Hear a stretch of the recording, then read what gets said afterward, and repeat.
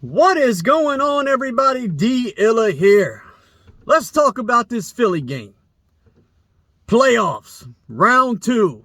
New York Giants, Philadelphia Eagles for the third time this year.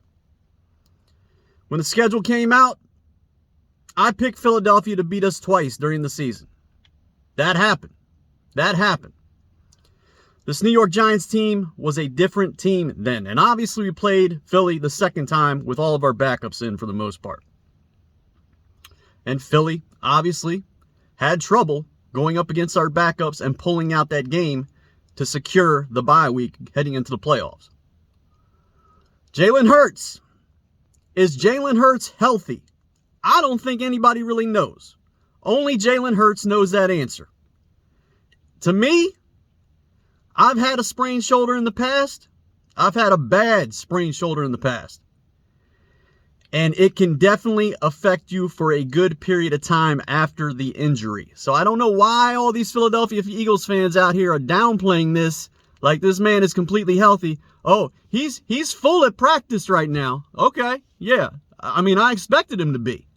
I didn't think the Philadelphia Eagles were really going to lead us on and have him limited in any kind of way. They were going to have him start the week full. I don't think they were really going to put that information out there that he was still injured, regardless of whatever penalties, could come of it. I think Hurts is still dealing with that injury. I really do think Hurts is still dealing with that injury. And you have to remember, man, when you sprain your shoulder that bad, and he's been out for the period of time that he has, yes, he did play that last week of the season, but then he had another week off.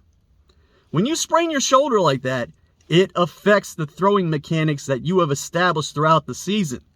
There's no way around that. So if he came out and he was rusty Saturday night, I would not be surprised one bit, because I guarantee you that shoulder is still stiff on him. His shoulder is still stiff. There ain't no doubt in my mind about it. So it'll be interesting to see how this plays out. And I'm really surprised that a lot of these Philly fans, they're walking around, they're all cocky, got their nose up in the air, walking around like they're just untouchable. But hey, man, y'all may have a rude awakening coming your way this weekend. You may have a rude awakening coming your way this weekend. Hey, your quarterback's banged up. This little joyride you guys have been on this year, it might be coming to an end. But hey, that's just the way the cookie crumbles sometimes. Might just work out that way. I don't know what to tell you. We'll see what happens. But as far as this game goes, man, obviously, this defense has got to come out. The defense of the New York Giants has got to come out, and they have got to play sound football on the defensive side of the ball. It is no easy task to stop A.J. Brown, Devonta Smith, Dallas Goedert, Miles Sanders, the little asshole Boston Scott, who kills us every single time he plays us. He's good for a touchdown every single time. You can bet on that.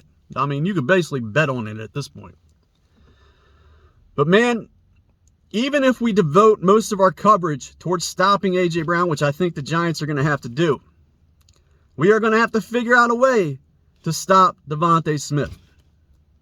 And Devonta Smith has really been coming on at the end of the year. I think his last 4 of 6 games, he had over 100 yards. I mean, he's been tearing defenses up. I mean, if you watch that man play last year, there were countless times where Jalen Hurts missed him where he was wide open because these corners just couldn't cover him. The man was astronomically productive in college.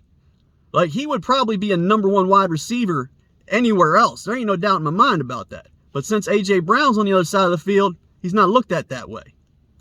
But that dude knows how to get open. He's smart for as young as he is. And he knows how to get open against man, zone, it don't matter. He's going to find a hole in that defense. And he can catch it wherever the ball is thrown. It don't matter where it is. I've been telling people about Devonta Smith all this year before the season even started. Was hyping up Devonta Smith. If you watched his tape last year, dude constantly open. Jalen Hurts missed him time and time again. That man helped me win a fantasy championship this year. But man, yes, we have to stop Devonta Smith. We got to shut down A.J. Brown. We have to control Dallas Goedert over the middle of the field. Our linebackers have got to play the best game that they have played all season long. They have to cover the middle of the field. Somehow, some way, we cannot have Dallas Goedert running up the seam, catching balls for 15 to 20 yards at a time, because he will do that. We're talking about arguably a top 3 tight end in this league. At the very least, top 4.